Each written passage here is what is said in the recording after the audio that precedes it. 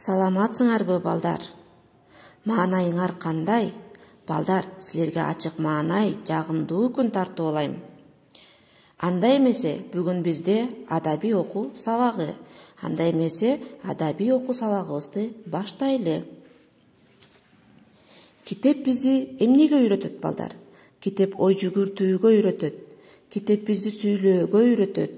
Ошондой эле китеп адамдарды түшүнүүгө үйрөтөт. Китеп биздин эмнебизди өстүрөт? Китеп биздин тилибизди өөрчүтөт, сөздүк запасыбызды кеңейтет. Ал өзүбүздүн оюбузду кеңири айта билүү менен башкалардын эмне деп жаткандыгын билүүгө жардам берет. Китеп бизди эмнеге тарбиялайт? Китептер бизди боорукер болууга, бири-бирибизге аяр мамиле жасоого, ак көңүл боло билип, башкалардын абалына түшүнүү менен мамиле жасоого тарбиялайт.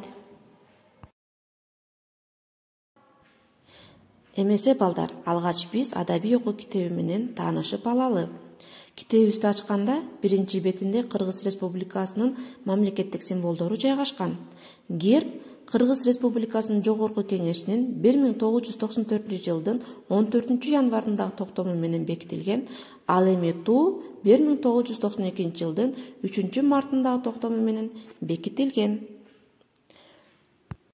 Андан соң Кыргыз Республикасынын мамлекеттик гимни жайгашкан. Гимн 1992 жылдын 18 декабрындагы токтом менен бекитилген. Сөзүн Жалил Садыков, Шабданбек Кулуев жазган. Ал эми обонун Насыр Даблесов жана Калый Молдобасанов жазган экен. Бул китеп 2013 жылы басылып чыккан экен. Ошондон бери бизге пайдаланууга берилип, билим алып, окуп келет экенбиз. Китептеги шарттуу белгилерге көңүл бургула, балдар. Суроолорго жооп беребиз, тапшырмаларды аткарабыз, сөздүк иштерди жүргүзөбүз.